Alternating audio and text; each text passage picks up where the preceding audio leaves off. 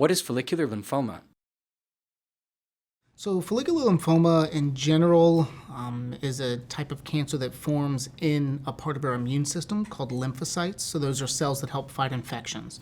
So certain types of genetic mutations can occur within the cell, and then that cell turns into a cancer cell and starts to multiply and outgrow the other healthy cells within a lymph node. Yeah, so follicular lymphoma basically is a form of blood cancer. Lymphomas are blood cancer. They come from the lymph system. And basically the way I describe it to people is that your lymphatic system as part of your immune system is very important for your response and for protecting your body from infections. And it does a magnificent job of that.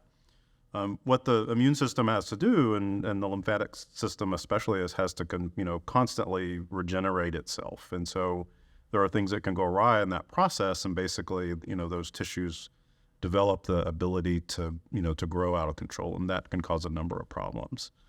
We think of follicular lymphoma as basically a slow-growing form of lymphoma, or what's also termed as an indolent form of lymphoma. It's actually the most common form of slow-growing lymphoma, and that has a number of particular sort of implications for how we follow patients, when we decide to do treatment, what those treatments are, how we follow them afterward, etc. First of all, we call lymphoma a cancer of the lymph nodes, which are the glands that swell up when you have an infection, but it's really also a cancer of the lymphocytes, which are white cells that could be everywhere.